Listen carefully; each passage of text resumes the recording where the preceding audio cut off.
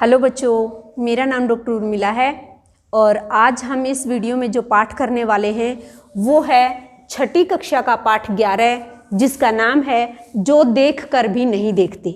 इसकी लेखिका है हेलेन केलर।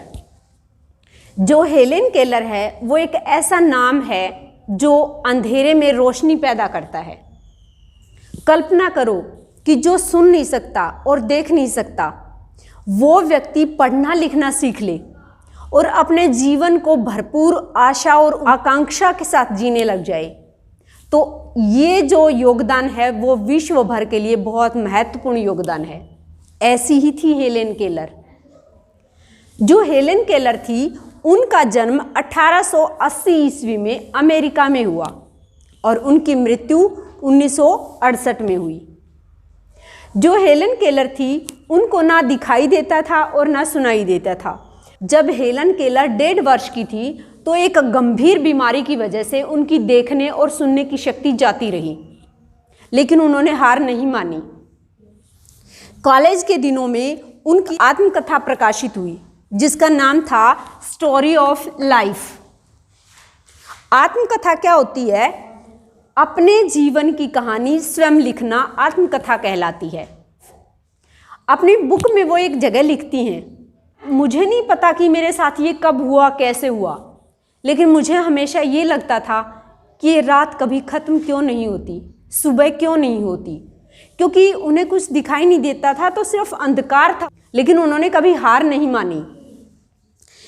इसके अलावा जो इनकी बुक थी स्टोरी ऑफ लाइफ, इसके अलावा उन्होंने 10 किताबें और लिखी और सैकड़ों लेख लिखे। जो हेलेन केलर थी उन्होंने विश्व भर के लोगों के अधिकारों और विश्व शांति के लिए कार्य किया और वे एक बार भारत भी आई। तो ये था हेलेन केलर के बारे में। अब हम इस पाठ को पढ़ते हैं जिसका नाम है जो देखकर भी नहीं देखते। कभी कभी मैं अपने मित्रों की परीक्षा लेती हूँ यह परखने के लिए कि वे क्या देखते हैं। हेलेन केलर शुरुआत में क्या कहती है कि मैं कभी कभी अपने मित्रों की परीक्षा लेती हूँ, ये देखना चाहती हूँ कि वो क्या देखते हैं।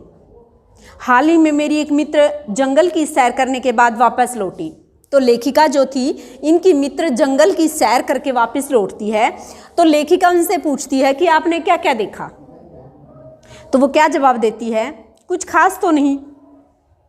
तो वो उनकी जो मित्र है, हेलेन केलर की जो मित्र, वो जवाब देती है कि मैंने कुछ खास तो नहीं देखा। तो हेलेन केलर इस पर लिखती है कि मुझे इस बात से कोई आश्चर्य नहीं हुआ, क्योंकि अक्सर मुझे यही जवाब मिलता है। मैं अब इस तरह के उत्तरों की आदी हो चुकी हूँ, यानी ऐसे उत्तर सुनने की मुझे आदत पड़ चुकी है। मेरा विश्वास है कि जिन लोगों की आंखें होती हैं वे बहुत कम देखते हैं। लेखिका क्या कहती है कि मुझे पता है कि जिन लोगों की आंखें हैं वो बहुत कम देखते हैं। क्या यह संभव है कि भला कोई जंगल में घंटा भर घूमे और फिर भी कोई विशेष चीज़ न देखे? तो लेखिका कहती है कि क्या ऐसा संभव है कि कोई लोग जो है जंगल में घंटा भर घूमे और उसे कुछ भी दिखाई ना दे? मुझे, जिसे कुछ भी नहीं दिखाई देता, सैकड़ों रोचक चीज़ें मिलती हैं जिन्हें मैं छूकर पहचान लेती हूँ। तो लेखिका जो है कुछ चीज़ों को छूकर पहचान लेती है। कौन कौन सी हैं वे चीज़ें?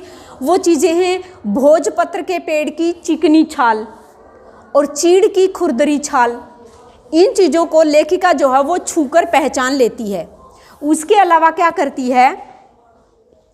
वसंत के दौरान मैं टहनियों की नई कलियां खोजती हूँ। जैसे पौधों में नई जो कोपल आती हैं उनको लेखिका हाथ से छूकर पहचान लेती है। मुझे फूलों की पंखुड़ियों की मखमल सतह छूने और उनके घुमावदार बनावट महसूस करने में अपार आनंद मिलता है। जो लेखिका है वो फूलों को हाथ लगाकर छूती है और उससे उन्हें बहुत आनंद मिलता है। इस दौरान मुझे प्रकृति के जादू का एहसास होता है। कभी जब मैं खुश नसीब होती हूँ तो टहनी पर हाथ रखते ही किसी चिड़िया के मधुर स्वर कानों में गूंजने लगते हैं। तो लेखिका कहती है मैं बहुत खुश नसीब हूँ। क्यों? क्योंकि मैं जब किसी टहनी को छूती हूँ तो मुझे क्या सुनाई देता है? चिड़ियों के मधुर स्वर कानों में गूंजने लगते हैं।